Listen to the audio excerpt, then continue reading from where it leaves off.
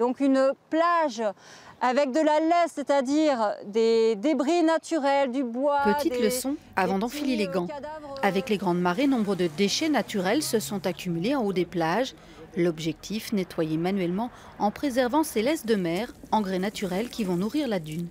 Le sable, c'est un milieu qui est très hostile, très stérile en fait, hein. Donc ces engrais vont permettre à ces plantes de se développer, leur système racinaire va bloquer le sable et il va y avoir une toute petite dune qui va commencer à s'installer et qui va protéger la dune qui se trouve derrière et des plantes qui ont besoin de plus de matière pour se développer.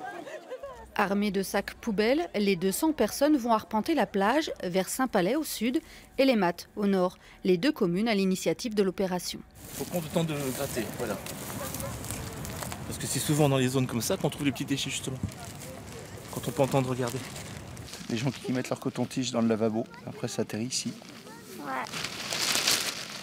On a quand même beaucoup de morceaux de plastique. 80% des déchets sur le sable proviennent des terres, en amont. Ce type d'opération permet aux communes de supprimer le nettoyage mécanique l'hiver, mais surtout de faire un peu d'éducation. Les plages souffrent parce que les gens n'ont pas forcément pris conscience de l'importance de ramasser les déchets, de ne pas jeter, de trier, etc. Donc c'est important qu'à travers ce type de manifestation, on essaie de faire progresser les comportements des gens. Ouais. Depuis un an, des bacs à marée ont été installés sur la côte royanaise. Un ramassage plus quotidien par les promeneurs qui explique sans doute l'absence de gros déchets dans les sacs poubelles cette fois-ci.